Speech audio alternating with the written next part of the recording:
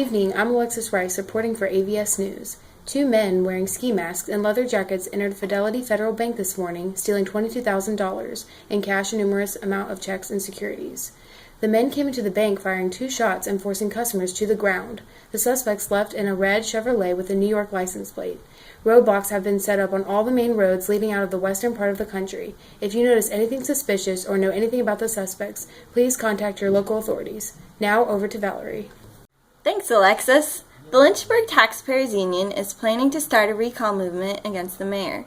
He proposed the 10% property tax increase that passed last night. The mayor's press secretary says it was the right decision.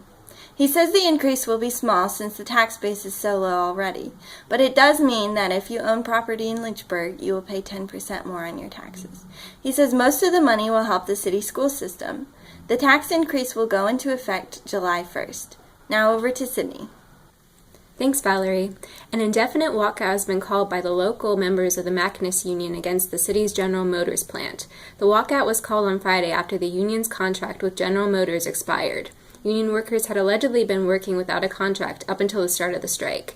The city plant manufactures hubcaps for General Motors cars. They intend to continue operation despite the recent development. General Motors has declined to comment at this time. Airport Authority has recently announced its plans for the addition of a new runway later this year. Airport officials are hopeful that the addition of a 4th runway will significantly increase the airport's capacity and ability to book more flights into the city. Costs to carry out the project are currently estimated at around $3 million. Over to you, Sam. Thanks, Sydney. The County United Way Drive set a new record of donors and donations given. 100,000 donors gave and raised $456,000 in total. The money will be distributed soon. The Speaker of the State House of Representatives is retiring. Milton Bradford served for 10 years.